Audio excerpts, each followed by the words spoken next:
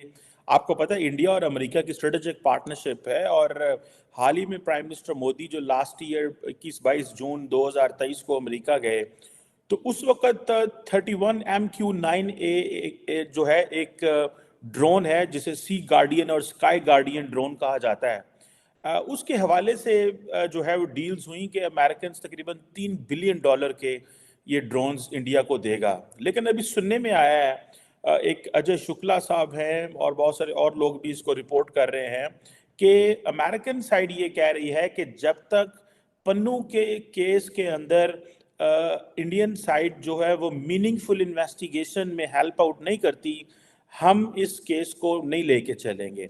और आपको याद होगा इस हवाले से तार साहब, जो इंडियन ओरिजिन के कांग्रेसमैन हैं उनको भी कांग्रेस में ब्रीफिंग दी गई थी और सुनने में आया कांग्रेस ने ही इसको रोक लिया है। How do you see this is a serious development. अमूमन इंडिया अमेरिका जो है वो इंडिया को नो नहीं करता, हर चीज के दरवाजे खोले हुए थे उन्होंने।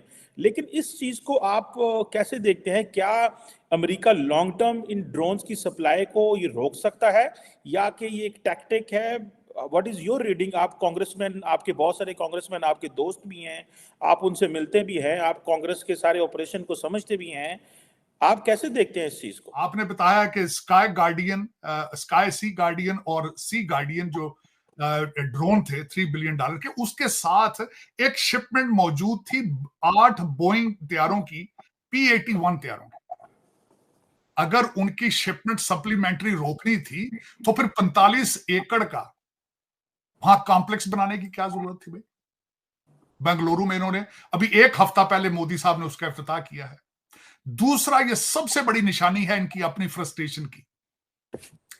चीमा साहब, दर हकीकत ये पन्नू का जो केस है, ये खासकर मैं खास I am here since long time, और लीगल कम्युनिटी से मेरा रिलेशनशिप भी है, मेरी तरबियत भी as a legal law degree भी मेरे पास है यहाँ से। लेकिन it's not something else is behind this all of it. ये it's not a big deal. Pannu साहब की सिचुएशन सबसे पहले तो मैं बताना चाहूंगा कि पन्नू साहब का खालिस्तान, ये सारे इसके साथ रिलेशनशिप क्या है। पन्नू साहब एक इमिग्रेशन लॉयर है, उनके पास 2 नेशनैलिटियां हैं, अमेरिका और कनाडा की।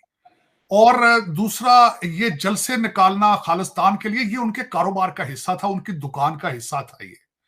क्योंकि उनके ज्यादातर जो केसेस थे सिखों के, वो करते थे एज ए पोलिटिकल असाइली, तो वो उनको ये सूट करता था सारा। जिस तरह कहते हैं ना कि it was a marketing campaign of his law firm, that's exactly you can say that.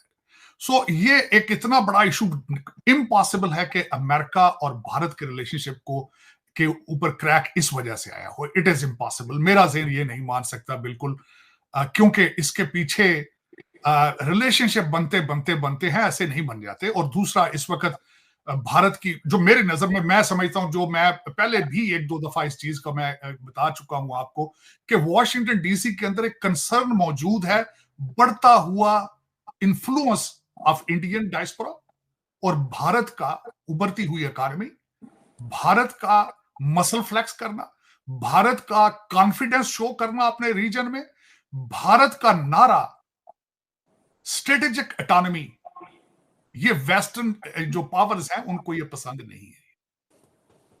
ये बिल्कुल उनको पसंद नहीं है। इनको आदत पड़ चुकी है डिक्टेशन देने की। इनको आदत बन चुकी है कि लोग सरनगू होकर इनके पीछे पीछे चलें, अमेरिकन एम्बेसडर जहां भी हो वो एक्ट लाइक वॉइस राय करे। ये इनको आदत पड़ चुकी है। अब वो इनसे बर्दाश्त नहीं हो रहा। कल ही बैंक ऑफ इंडिया ने जो अपने फोरकास्ट किया है कि हमारी इकोनॉमी 2025 तक 7% पे जाएगी।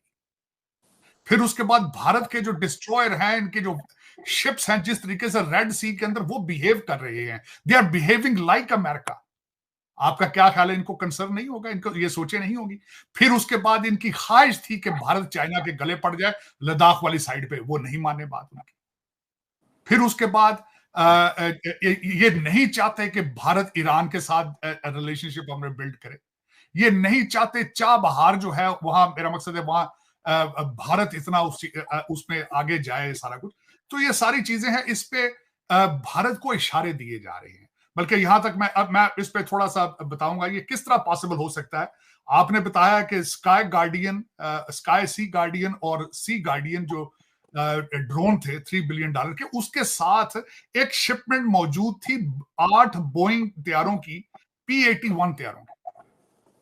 अगर उनकी शिपमेंट सप्लीमेंट्री रोकनी थी तो फिर 45 एकड़ का वहां कॉम्प्लेक्स बनाने की क्या जरूरत थी भाई? बेंगलुरु में इन्होंने अभी 1 हफ्ता पहले मोदी साहब ने उसका इफ्तिताह किया है। दूसरा, ये सबसे बड़ी निशानी है इनकी अपनी फ्रस्ट्रेशन की।